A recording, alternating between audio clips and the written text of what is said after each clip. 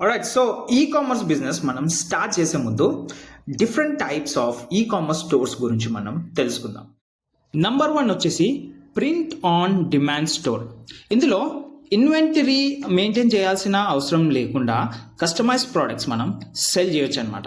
And number 2 వచ్చేసి general store.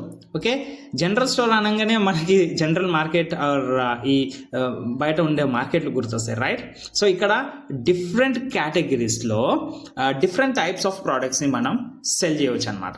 And number 3 వచ్చేసి నిష్ store అనమాట. ఓకే, సో ఇక్కడ మీరు చూసుకుంటే ఒక స్పెసిఫిక్ కేటగిరీ కిందికి మీరు దానికి సంబంధించిన ప్రోడక్ట్స్ అన్నీ సెల్ చేయవచ్చు. ఓకే, ఇది one of the great example.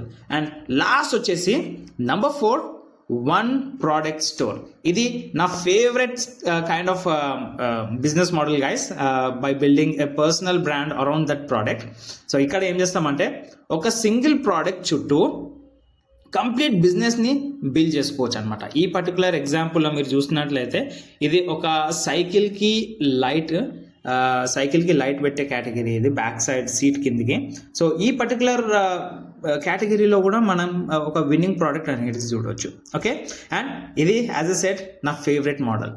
So guys, నా కమ్యూనిటీలో విన్నింగ్ ప్రోడక్ట్ని ఎలా ఫైండ్ చేయాలో, ఆ ప్రోడక్ట్ చుట్టూ కంప్లీట్ బిజినెస్ని ఎలా బిల్డ్ చేయాలో స్టెప్ బై స్టెప్ చూపిస్తాను.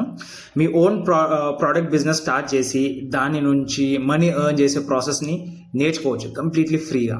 ఓకే, ఇంకా కంప్లీట్ ఇన్ఫర్మేషన్ కోసం నా కమ్యూనిటీలో జాయిన్ అవ్వండి. Link is in the bio. Catch you on the other side.